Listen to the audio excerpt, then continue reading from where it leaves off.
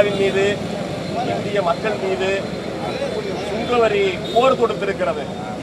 அந்த போரை, அந்த யுத்தத்தை உரிய விதத்தில் இடதுசாரிகள் நாங்கள் எதிர்த்து போராடுவதற்கு தயாராகிறோம் என்கிற விதத்தில் தான் இந்த இடதுசாரிகளுடைய போராட்டம் இங்கே நடைபெறுகிறது. அமெரிக்காவுடைய அந்த ட்ரம்ப் நிர்வாகம் 25% வரி விதித்தது. அதை எதிர்த்து போராடுகிற சூழலில் மீண்டும் 25% என்று சொல்லி 50% வரியை கடந்த 27ஆம் தேதியிலிருந்து அமல்படுத்துகிறது.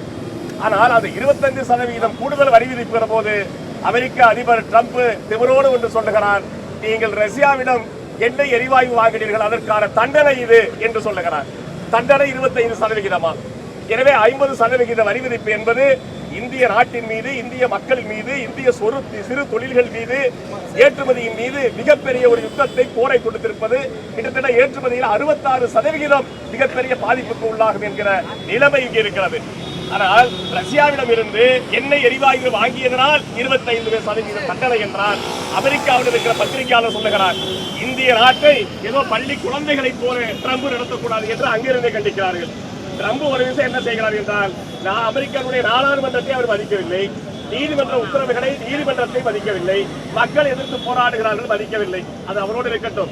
ஆனால் அவருடைய நண்பர் மோடி இங்க இருப்பவர் இங்க இருக்கிற நாடாளுமன்றத்தை மதிக்க மாட்டார், அரசியலமைப்பு சட்டத்தை மதிக்க மாட்டார், மக்களுடைய கருத்துக்களை மதிக்க மாட்டார். எப்போதுமே கூடா நட்பு கேடா முடியும் என்பார்கள். அமெரிக்காவோடு வெளிவிவகார கொள்கை, இந்தியாவுடைய வெளிவிவகார கொள்கை வேறு. ஆனால் மோடி வந்த பிறகுதான் அமெரிக்காவை மையப்படுத்தி அவருடைய வெளிவிவகார கொள்கையை அவர் தீர்மானித்தார். அதனுடைய விளைவுதான் இது. அதில் இதிலும் கூட என்னன்னா, இவ்வளவு பெரிய பாதிப்பு மக்கள் மீது, சிறு தொழில்கள் மீது திணிக்கப்பட்டிருக்கிறது. ஆனால் இதனால் என்ன பாதிப்பு என்பதை பற்றி எல்லாம் கூட்டத்தில் நாம் மீண்டும் பேசுவோம். ஆனால் பெரிய கொடுமை என்னவென்று சொன்னால், அமெரிக்காவில் இருந்து எண்ணெய் எரிவாயு வாங்கியதில் 77% முகேஷ் அம்பானியினுடைய ரிலையன்ஸ் நிறுவனம் வாங்கியது. அவன் வாங்கி சுத்திகரித்து மீண்டும் ஐரோப்பிய நாடுகளுக்கு ஏற்றுமதி செய்தான். கொள்ள லாபம் அடித்தது முகேஷ் அம்பானி. அதானியும் அம்பானியும் லாபத்தில் கொழிக்கிறார். ஆனால் இந்திய நாட்டினுடைய சிறு தொழில்களும் பொதுமக்களும் தேசமும் நெருக்கடியை சந்தித்துக் கொண்டிருக்கிறோம். இதுதான் மிகப்பெரிய கேடு. அது இல்லாமல் எரிசக்தி துறைக்கு இந்த 50% வரி விதிப்பு இல்லை. அதில் ஈடுபடுகிறவர் இந்த முகேஷ் அம்பானி, ரிலையன்ஸ்.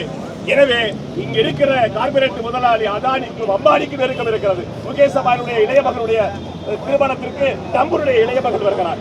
அவருடைய பதவியேற்புக்கு இங்கிருந்து முகேஷ் அம்பானி அழைக்கப்படுகிறார். எனவே கார்பரேட் முதலாளிகள் ஒருவர் பேசிக்கொண்டு இந்திய மக்கள் மீதும், எளியவர்கள் மீதும், சிறு தொழில்கள் மீதும் மிகப்பெரிய போர் தொடுத்திருக்கிறார்கள். இந்த போரை தடுத்து நிறுத்த வேண்டும்.